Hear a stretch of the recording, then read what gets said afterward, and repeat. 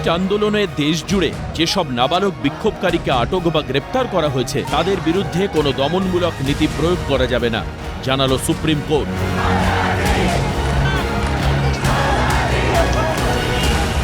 তবে রেয়াত করা হবে না দুষ্কৃতীদের, স্বচ্ছ তদন্ত চলবে। নাবালক বিক্ষোভকারীদের যাবতীয় তথ্য গোপন রাখতে হবে। এদিনের সওয়ালে প্রধান বিচারপতি সূর্যকান্তের মন্তব্য, প্রতিবাদে অনাকাঙ্ক্ষিত ব্যক্তির অনুপ্রবেশ ঘটেছে। তারা নিজস্ব উদ্দেশ্য নিয়ে প্রবেশ করে এবং খুব দ্রুত তারা আন্দোলনের আয়োজকের ভূমিকা নিতে শুরু করে।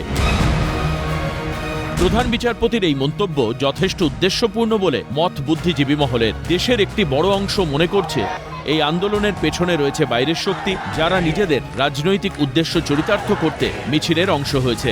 আন্দোলনের ধরন, আন্দোলনের ভাষা কখনোই ছাত্র সুলভ নয়। সওয়ালে প্রধান বিচারপতি সূর্যকান্ত বলেন, পুলিশের উপর হামলার বিষয়টি বিবেচনা করা দরকার। এটা কি শিক্ষার্থীদের দ্বারা করা হয়েছে নাকি? সলিসিটর জেনারেল তুষার মেহতা বলেন, আমার মনে হয় না এটা শিক্ষার্থীদের কাজ ছিল, হয়তো কোনো দুষ্কৃতিকারী এই আন্দোলনের মধ্যে ঢুকে পড়েছিল।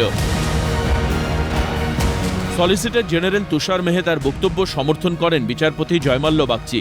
তিনি জানান, শান্তিপূর্ণ আন্দোলনকে হেয় প্রতিপন্ন করার ঝুঁকি সব সময়তেই থাকে। সুপ্রিম কোর্টের পর্যবেক্ষণের সঙ্গে পূর্ণ সমর্থন রয়েছে দেশের শুভবুদ্ধি সম্পন্ন মানুষদের।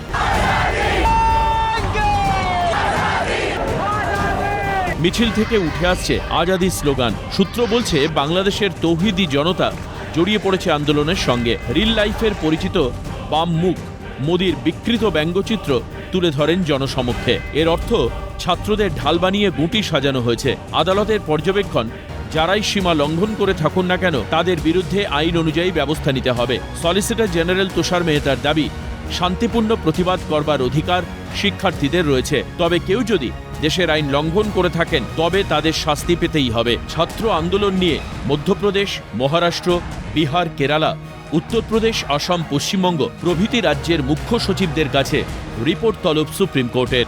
সঠিক পথে তদন্ত চলবে। যারা শান্তিপূর্ণ আন্দোলন করেছেন তারা যেমন সুরক্ষিত থাকবেন, পাশাপাশি বিচ্ছিন্নতাবাদী শক্তিগুলোকেও চিহ্নিতকরণ করবার প্রক্রিয়া শুরু হয়েছে।